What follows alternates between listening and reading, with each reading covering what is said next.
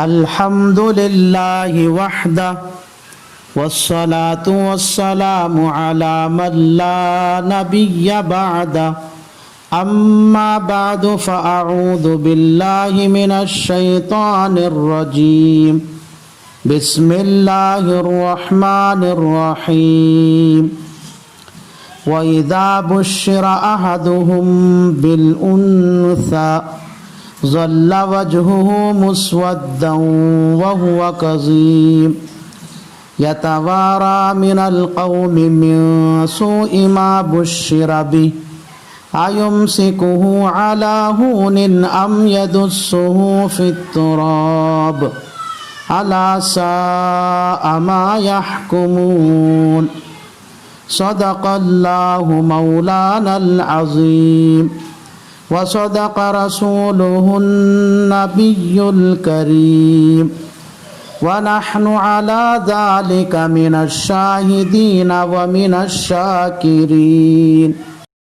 قابل احترام بھائیوں اور بزرگوں اور میری ماں اور بہنوں، اسلام سے پہلے جاہلیت کے زمانے میں لڑکیوں کی پیدائش کو باعث عار اور شرمندگی کا سبب سمجھا جاتا تھا۔ کبھی تو ان کو دیوی دیوتاؤں کے نام چڑھاوے میں ذبح کر دیا جاتا، کبھی اس فکر میں ان کو قتل کر دیا جاتا کہ ان کو رزق کا انتظام کہاں سے کریں گے۔ گویا کہ بیٹی کی پیدائش کو ایک بوجھ اور مصیبت سمجھتے تھے۔ لڑکی کے پیدا ہونے پر گھر میں خوشی کے بجائے افسردگی اور رنج و غم کا ماحول بن جاتا۔ بالآخر اس معصوم کلی کو زندہ رہنے کا حق بھی نہیں دیا جاتا۔ بہت سے شقی القلب انسان خود اپنے ہاتھوں سے اپنی بچی کا گلا گھونٹ کر اس کو مار دیا جاتا یا اس بچی کو زندہ دفن کر دیا جاتا تاکہ کل کو کوئی اس کا داماد ہی نہ بن سکے۔ ان کے اس حال کو قرآن مجید نے ان الفاظ میں بیان کیا ہے، وَإِذَا بُشِّرَ أَحَدُهُمْ بِالْأُنثَىٰ ظَلَّ وَجْهُهُ مُسْوَدًّا وَهُوَ كَظِيمٌ۔ جب ان میں سے کسی کو لڑکی پیدا ہونے کی خبر سنائی جاتی تو وہ اس کا چہرہ سیاہ پڑ جاتا اور وہ دل ہی دل میں کڑتا رہتا تھا۔ یتوارا من القوم من سوء ما بشر بہ، لوگوں سے چھپتا پھرتا تھا، ان کو منہ دکھانا نہیں چاہتا تھا۔ ایمسکہ علی ہون ام یدسہ فی التراب، اس برائی کی وجہ سے جس کی اس کو خبر ملی ہے سوچتا کہ کیا اس بچی کو زندہ چھوڑ کر ذلت اور رسوائی برداشت کروں یا کہیں لے جا کر اس بچی کو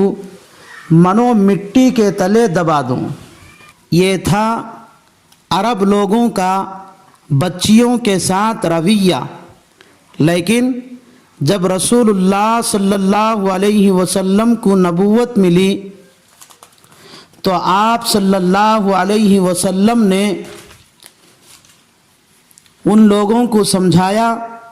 کہ بیٹی کی پیدائش شرمندگی کا ذریعہ نہیں ہے بلکہ فخر کا سامان ہے۔ بیٹی کی پیدائش ناراضگی کا سبب نہیں ہے بلکہ خوش ہونے کا موقع ہے۔ نیز آپ صلی اللہ علیہ وسلم نے ان عربوں کو لڑکی کی پیدائش پر صبر کرنے، اس کے ساتھ اچھا سلوک کرنے اور اس کی صحیح تربیت کرنے کی ترغیب دی اور اس پر ملنے والے فضائل سنائے۔ چنانچہ ابو داود میں روایت ہے،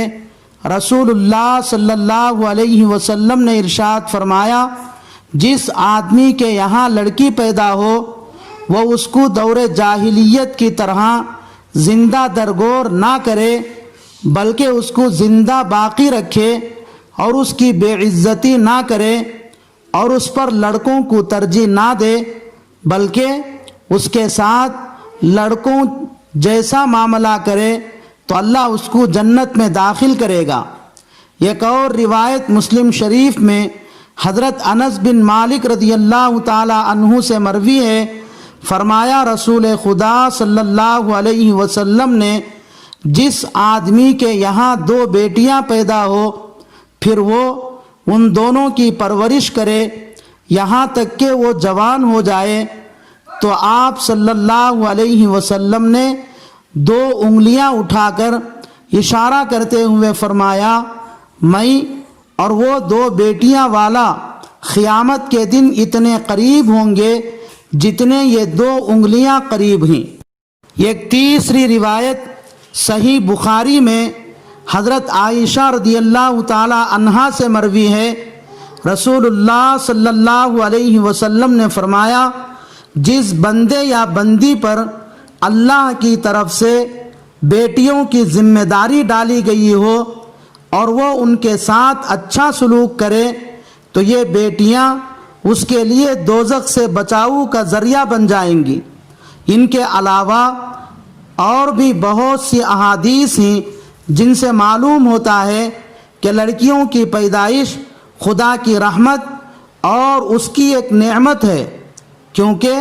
لڑکیوں کے دل میں ماں باپ کی محبت اور ان کی اطاعت کا جذبہ لڑکوں کے مقابلے میں زیادہ ہوتا ہے، نیز بیٹوں کے مقابلے میں بیٹیاں ہی گھر کے کام کاج میں ہاتھ بٹاتی ہیں۔ الغرض رسول اللہ صلی اللہ علیہ وسلم نے لڑکی کی پیدائش پر اللہ کی طرف سے ملنے والے وعدے اور اجر و ثواب کو اس انداز سے سمجھایا کہ مسلمان اس کمزور اور صنف نازک کی پرورش اور اس کی خدمت کرنے کو دل و جان سے فخر محسوس کرنے لگے، اور جو لوگ خود اپنی بیٹی کی پرورش کو اپنے لیے عار اور شرمندگی کا ذریعہ سمجھتے تھے، وہی رسول اللہ صلی اللہ علیہ وسلم کی تعلیم اور تربیت کی برکت سے دوسروں کی بیٹی کی پرورش کے لیے آپس میں لڑ پڑنے لگے۔ چنانچہ صحیح بخاری میں حضرت عازب ابن برا رضی اللہ تعالی عنہ سے روایت ہے، رسول اللہ صلی اللہ علیہ وسلم عمرہ ادا کرنے کے بعد مکے سے واپس مدینے کو لوٹنے لگے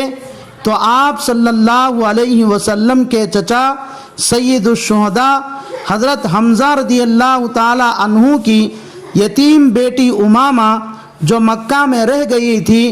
حضور صلی اللہ علیہ وسلم کے پیچھے پیچھے چچا چچا کہتی ہوئی دوڑی۔ حضرت علی رضی اللہ تعالی عنہ نے اس کا ہاتھ پکڑ کر حضرت فاطمہ کو دیا اور کہا کہ اس کو لے لو، یہ تمہارے چچا کی بیٹی ہے۔ جب یہ لوگ مدینے کو واپس آئے تو اس بچی امامہ بنت حمزہ کی پرورش کے بارے میں حضرت علی، حضرت زید اور حضرت جعفر بن ابی طالب رضی اللہ عنہم نے آپس میں جھگڑنا شروع کیا۔ حضرت علی نے کہا، اس بچی کی پرورش کا میں زیادہ حقدار ہوں کیونکہ یہ میرے چچا کی بیٹی ہے۔ حضرت زید رضی اللہ تعالی عنہ نے کہا، اس لڑکی کی پرورش کا میں زیادہ مستحق ہوں کیونکہ یہ میرے دینی بھائی کی بیٹی ہے۔ حضرت جعفر طیار رضی اللہ تعالی عنہ نے کہا، اس لڑکی کی پرورش کا میں زیادہ حقدار ہوں کیونکہ یہ میرے چچا کی بیٹی ہونے کے ساتھ ساتھ اس بچی کی خالہ میرے نکاح میں ہے۔ آخرکار رسول اللہ صلی اللہ علیہ وسلم نے حضرت جعفر رضی اللہ تعالی عنہ کے حق میں فیصلہ سنایا اور فرمایا، چونکہ جعفر کے نکاح میں اس لڑکی امامہ کی خالہ ہے اور خالہ ماں کے درجے میں ہوتی ہے۔ آپ نے دیکھا عرب معاشرہ کچھ عرصہ پہلے اپنی پیٹ کی بچیوں کو اپنے ہاتھوں زندہ دفن کرتے تھے، لیکن پیارے آقا صلی اللہ علیہ وسلم کی دن رات کی محنتوں کی برکت سے وہ ایسے رحم دل غمخوار بن گئے کہ ایک یتیم معصوم کلی کی پرورش کی سعادت حاصل کرنے کے لیے ایک ہی وقت میں تین افراد ایک دوسرے سے بازی لے جانے کی کوشش کر رہے ہیں۔ بالآخر رسول اللہ صلی اللہ علیہ وسلم کو سمجھا بجھا کر خاموش اور مطمئن کرنا پڑتا تھا۔